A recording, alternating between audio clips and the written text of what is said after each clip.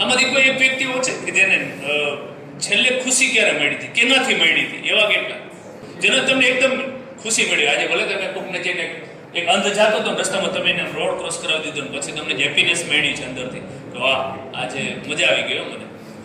કોઈ ભૂખો હતો ને તમે એને બિસ્કિટનું પાકીટ લઈ દીધું છે. મમ્મી સાથે આ તમારો બર્થડે સેલિબ્રેટ કરીને બેઠા છો, મમ્મી જોડે વાતો કરી છે, તમારા બચપનની યાદો કરી છે. તમારો મિત્ર મળ્યો છે કોઈ યુરોપથી આવ્યો છે, આઉટ કન્ટ્રીથી આવ્યો છે, એની સાથે તમે અડધી કલાક વાર્તાલાપ કરી છે કે ભાઈ આપણે તો કેવા નદીએ નાવા જતા હતા ને કેવો આનંદ કરતા હતા ને કેવી સાયકલ હાંકતા હતા. એવા કેટલા વિદ્યાર્થીઓ જેને આમ અનબિલિવેબલ ખુશી મળી હતી એવી છેલ્લી એ પોતાને વ્યક્ત કરી શકે એવા ઉચ્ચ વાત કરો છે. એવું કોઈ કાર્યથી ખુશી મળી હોય, ખાલી બેઠા બેઠા અહીંયા મજાની ક્લિપ જોઈ હતી ડીડીએલ ની એમાં મજા આવી ગઈ હતી, એ નથી કહેતો હું.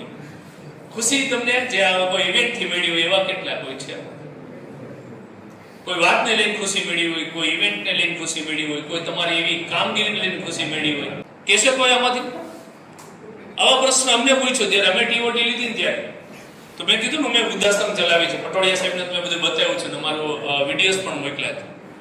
તો મને મારા ફાધરની હમણાં તિથિ આવતી હતી તો મેં ખુદે ભજીયા બનાવીને અમારા જે કે વૃદ્ધો હતા એ બધાને ભજીયા ખવડાવી બનાવી એની ક્લિપ મેં મોકલી છે પટોળિયાને જોજો. તો મને એનાથી આનંદ થયો, એમ વાત જ કરો અનહદ આનંદ થયો કે ના ભાઈ આપણે ખુદ જ બનાવવું આપણે ખવડાવવું. જેનાથી તમને દુઃખ થયું હોય એવા કોઈ એમાંથી છેલ્લા અઠવાડિયા મહિના દિવસમાં તમને કોઈ વાતથી દુઃખ લાગ્યું હોય, નિરાશ થઈ ગયા હોય, હતાશ થઈ ગયા હોય એવી કોઈ વાત? પાર્ટી મેડિકલ કીધું હમણાં પાર્ટિસિપેટ કર્યો અને સારું પરફોર્મન્સ ન કર્યું હોય તો પણ થઈ જાય.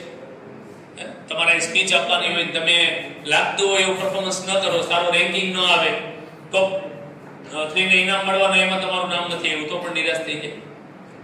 નોકરી માટે આજે કેટલા તમને ખ્યાલ છે ને આપણે કેટલા ઘણા યુવાનો મહેનત કરી રહ્યા છે સરસ મજાની, અને એમાં મેરિટ લિસ્ટમાં નામ ન આવ્યું હોય તો પણ નિરાશ થઈ જાય.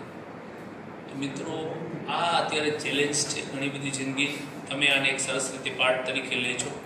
આ એક તમારી ઉંમર એવી છે કે અમે એને પટોળિયા સાહેબ ને ખ્યાતિ મેડમ ને પરમાર સાહેબ નક્કી કરીએ તો તમારી ગણે એફઆઈમાં કે એસવાયમાં ટીવીમાં અમને કોઈ બેસવા નહીં દે. તમારી પાસે બધી તક છે, તમારી પાસે કારકિર્દી બનાવવાની તક છે, સારું પરફોર્મન્સ કરવાની તક છે.